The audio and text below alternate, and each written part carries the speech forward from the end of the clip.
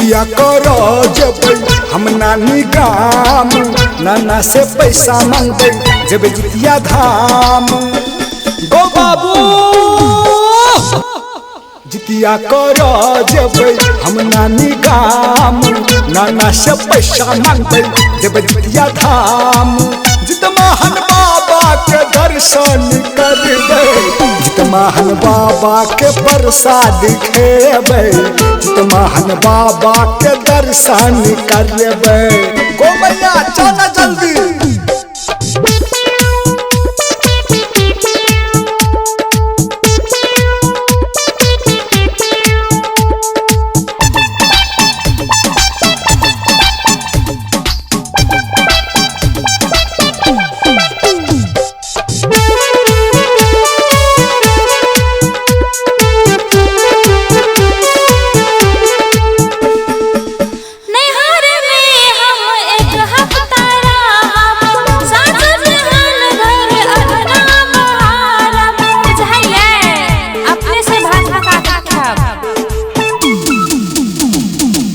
नहर में दिए 3 दिन रहब नहर पूगब त फोन करब है इले तू ठेकुआ 20-25 रुपया मेला में कुछो किन के तू खाई है जितमाहन बाबा के दर्शन करी है जितमाहन बाबा के प्रसाद लेने आबी है जितमाहन बाबा के प्रसाद लेने आबी है ले चल बाप बेटा कते बतिएबे सिटी वाला चलिए लो वाई गो बाबू जाय छियो ले निक से जो धारा कहां जली हमरा एहरन तोरी के हम तो सोहे में बिसरा गेली ले जो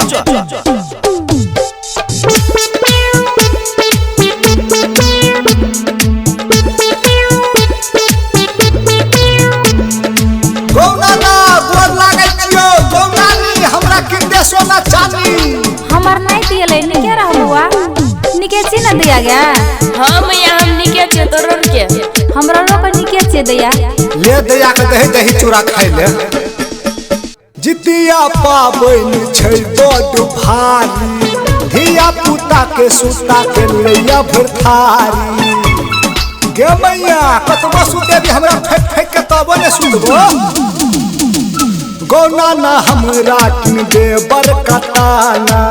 गौनामा किन दे हमरा तलकौआ जामा हे हीरो बन के जेबै हम मेला में खेबै नाना पकला हकेला चल गौनाना मेला देखैले जितमाहन बाबा के दर्शन करैले जितमाहन बाबा के प्रसाद खाइले ले चल प्रोग्राम शुरू भ गेल हेते छौरी सब नाचते गौनाना हां बवारू हम गाड़ी में बैठ के देखबै कि ना हेते बौआ चल